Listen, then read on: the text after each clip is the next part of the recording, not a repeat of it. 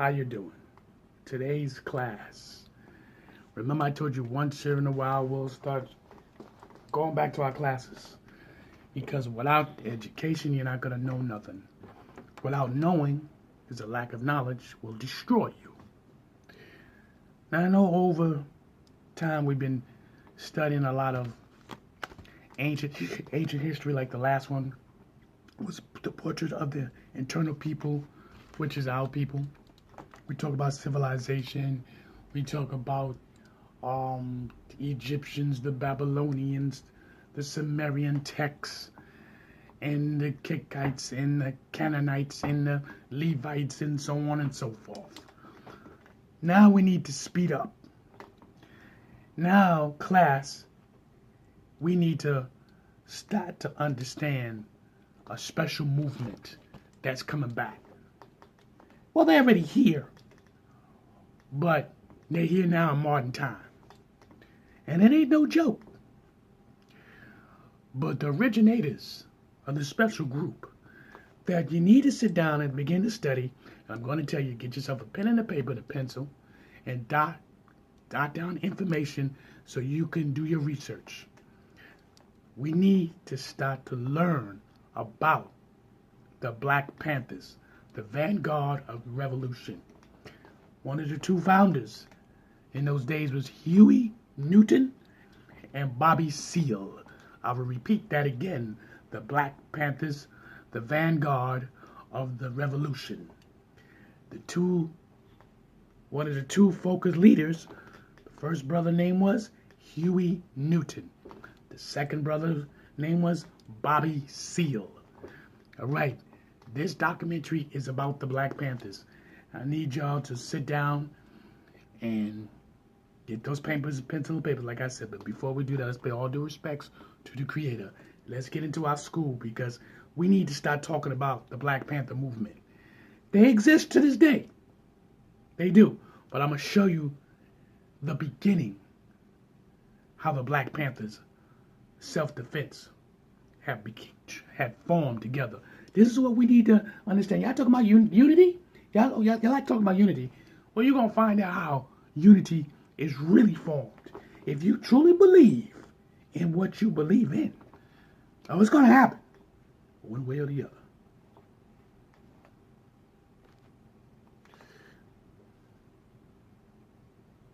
The sun rises. Good morning. Assalamu alaikum.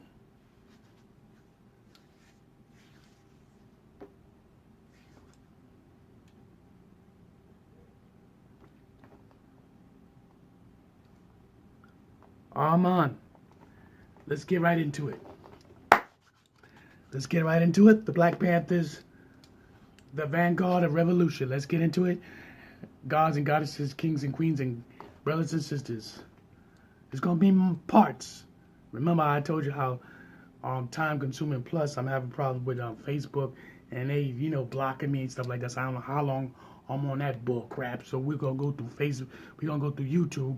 And through YouTube, I would switch it over for Facebook just in case nobody have my YouTube channel, which is, you can go through I Am Chocolate AMUN-RA, or you can go through my government name, which is Denzel Snotty, which you'll see it on the side anyways. So it's going to be on Facebook, but you'll have to press that that page so it can pop up and you'll see that YouTube like that, or you can go direct to YouTube, however you feel. So, but let's get into it now about our black people now, the Black Panthers. But the Black Panthers from back in the 70s and the 80s. That's what you're going to be seeing. Bobby Seale and Huey Newton and the organization as it starts to spread out.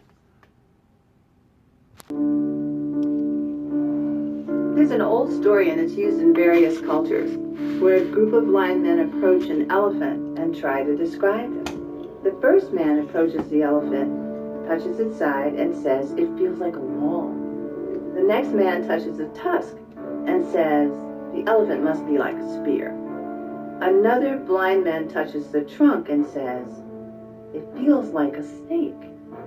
And that is quite often what happens with our descriptions of the Black Panther Party. We know the party we were in, and not the entire thing. We were making history, and it wasn't nice and clean. It wasn't easy, it was complex. From Chicago, Illinois, the mighty Charlotte.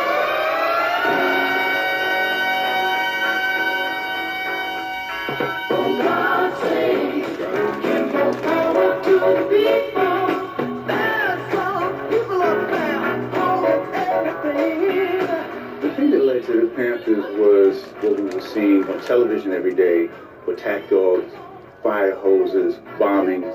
We stand on the eve of a black revolution, brothers.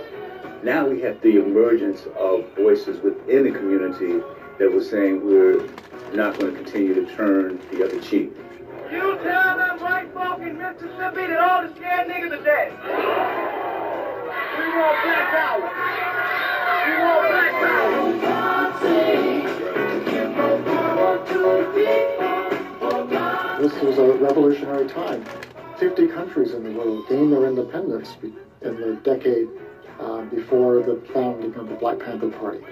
This is the time when people are getting drafted to go and fight in Vietnam. So if somebody's coming and saying, well, if you're going to fight, why not fight right here in LA or Oakland? You know, that made a lot of sense. We couldn't be absent and see what we saw. We couldn't unsee it. I was a cocktail waitress in a white strip club 2 years before I joined the Black Panther Party. How did that happen? The rage was in the streets. It was everywhere. Give more power to the people. We're not gonna get nothing. Not by sitting around here doing these citizen demonstrations and nothing. People not gonna do anything. Well, how are we gonna do it? By violence. Violence. By uprising, having a revolution. Let's put blood, you know. Let everybody bleed a little bit. For God's sake.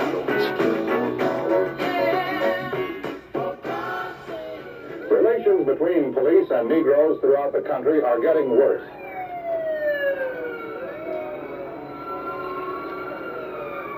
One of the cities most troubled by animosity between police and Negroes is Oakland, California. People always talked about freedom and what that means. During that time period, being black in America meant that you didn't walk down the street with the same sense of safety and the same sense of privilege as a white person. There was absolutely no difference in the way the police treated us in Mississippi than they did in California. They may not have called you nigger every day, but they treated you the same way they did in Mississippi. Police jump on you, beat you up, put the gun at your head. This is what we were going through on a daily basis. When I first met Huey and Bobby, they were in the process of forming an organization for primarily self-defense.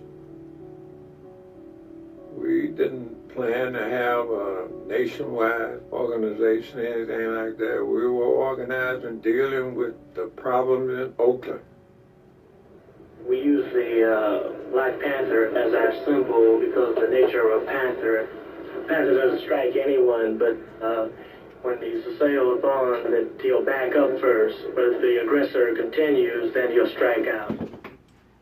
Huey had studied the law in Oakland at that particular time. Anyone could carry a firearm who did not have a felony conviction at the time. The firearm could not be concealed. It had to be in the open. The California Penal Code section 12020 through 12027, and also the Second Amendment of the Constitution guarantees the citizen a right to bear arms on public property.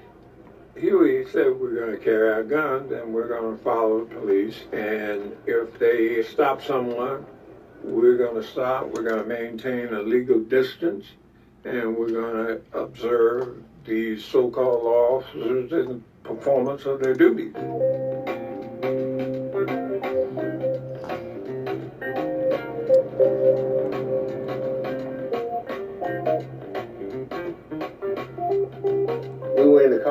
driving around having fun. We would be looking at the pretty women, chasing the sister.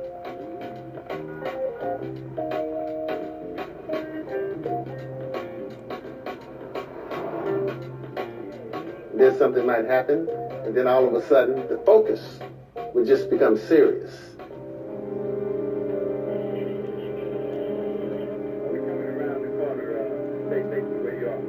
We would stop. We would get out of the cars. We would walk up to the scene. Those who had rifles would carry them in the open, clearly visible. We would stand at a distance where the police couldn't say they were interfering with their arrest or their detention of the individual, and make sure that there was no brutality. We stood back with our weapons ready to throw down if necessary. They would take the weapon and pass it across like this, and it would sweep right over the officer. No one would do anything until a policeman ejected around in the chamber. Then we would all eject rounds in the chamber. All up and down the street, you could hear this clack, clack, clack, clack, clack. And then when the traffic stop or the incident's over, they bring the weapon down across by you like this and get back in their car and drive off. It was pretty intimidating.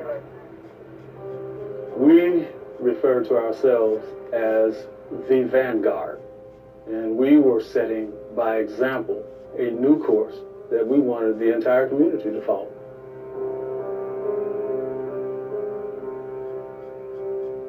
No one wants to touch the legitimate hunter, but we've got to protect society from nuts with guns. When bands of armed people with loaded weapons can move about our streets intimidating and frightening citizens, then I think we should act, and we intend to act. It's my intention to make it a misdemeanor to have loaded rifles and shotguns and weapons in public places.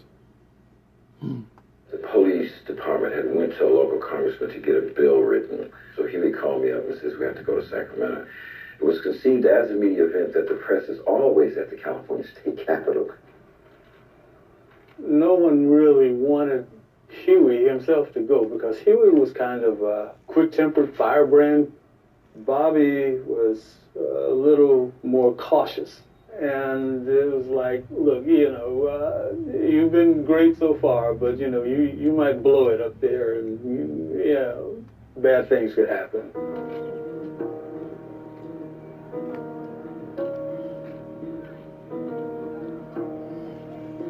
We caravan to Sacramento. I think there were about 30 of us all together. And most of us had some weapon. We was on the state capitol on the lawn, and Ronald Reagan, then the governor of the state of California, was there, about 10 feet away from us, holding a press conference with these young, like, parochial school kids.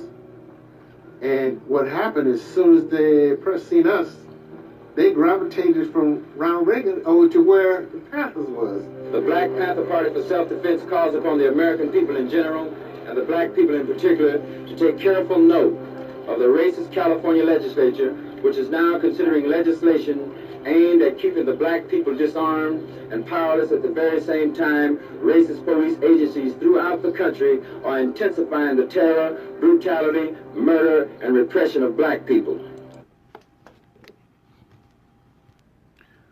Okay, now, you got a first look of the Black Panthers, the vanguard of the revolution.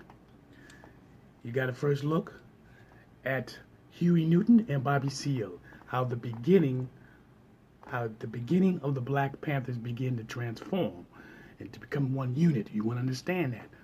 But listen, remember I told you we have many different parts. We're going to study it. Make sure you got your pencil and paper. This is Chocolate AMUN-RA. This is part 1. Get ready. We're about to go into that rabbit hole. That's deep, baby. Peace.